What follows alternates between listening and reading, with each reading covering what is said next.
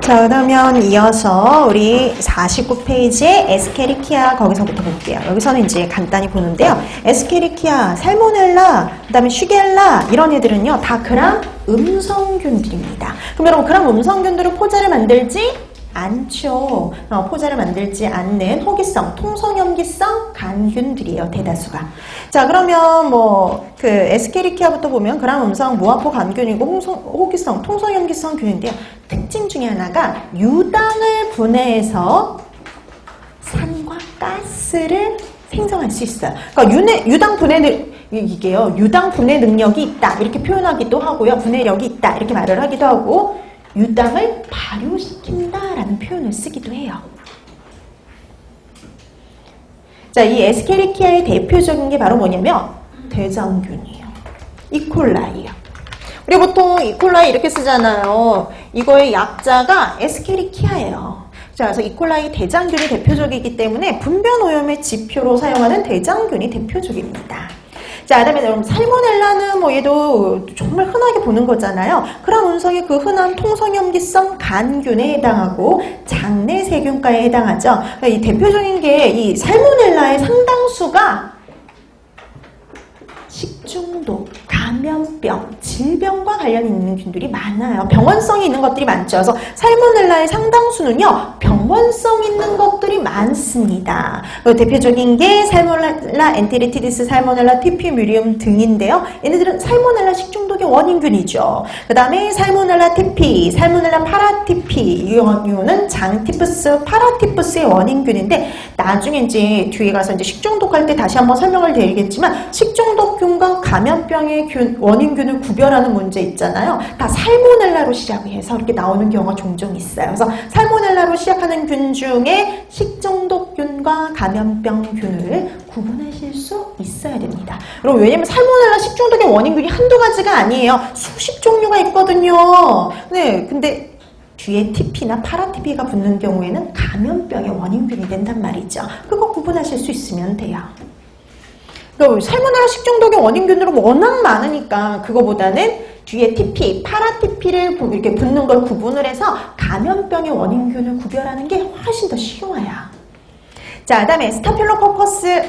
여러분 스타필로코커스입니다. 뒤에 뭐가 붙었어요? 코커스. 붙었으니까 이건 뭐예요? 구균이죠. 여러분 대다수의 구균들은 그럼 양성의 포자를 생성하지 않죠.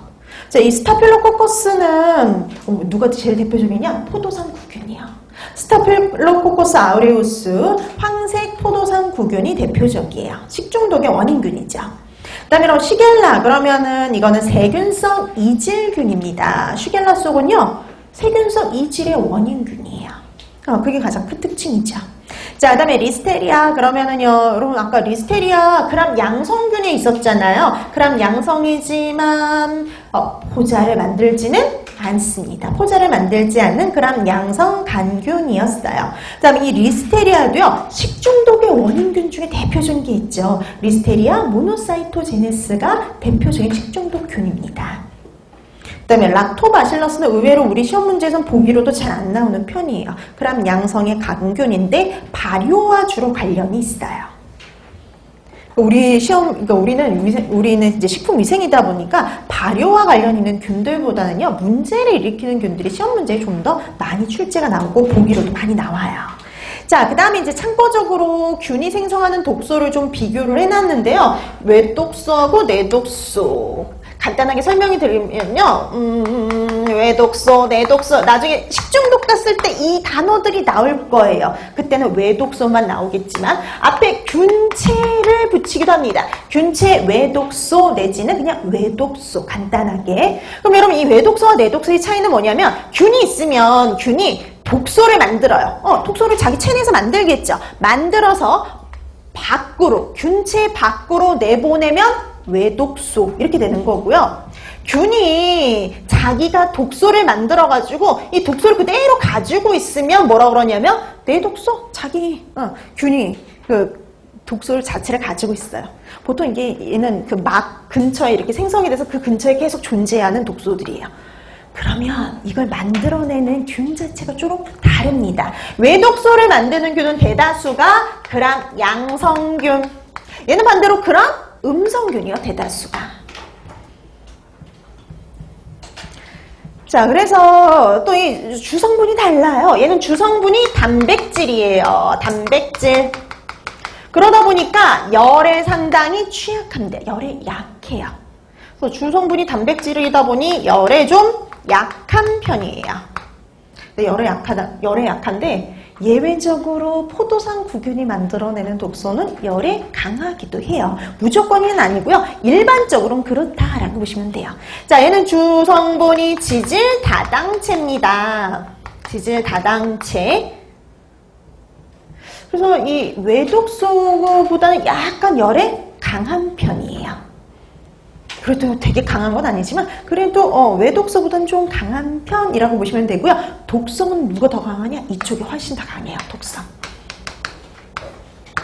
독성은 훨씬 외독소가 강한 편입니다.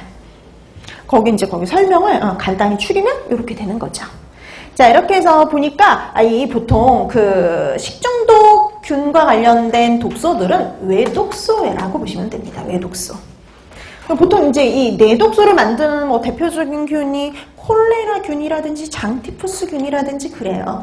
자, 그래서 보통 우리 그 식중독균들이 만들어내는 독소들은 외독소입니다. 보통 외독소. 자, 이렇게 해서 세균과 관련된 것들을 했는데 세균과 관련된 것들이 좀 공부할 게 많죠. 그만큼 시험 문제에 많이 나오는 편이고 단독 문제로도 자주 잘 출제가 되는 편이다라고 생각하시면 될 것 같아요. 자, 그 다음에 이 세균과 함께 만만치 않게 많이 나오는 것이 뭐냐면 곰팡이에요. 곰팡이. 자, 그래서 뭐 곰팡이는 단독 문제로 뭐 이런 특징을 보이는 곰팡이는 이렇게 나오기보다는 곰팡이에 대한 설명으로 미생물 중 곰팡이에 대한 설명으로 옳은 것 찾아라, 옳지 않은 것 찾아라는 유형의 문제가 제일 많이 나오는 편입니다. 그래서 곰팡이는 전반적인 내용을 다 알아두셔야 돼요.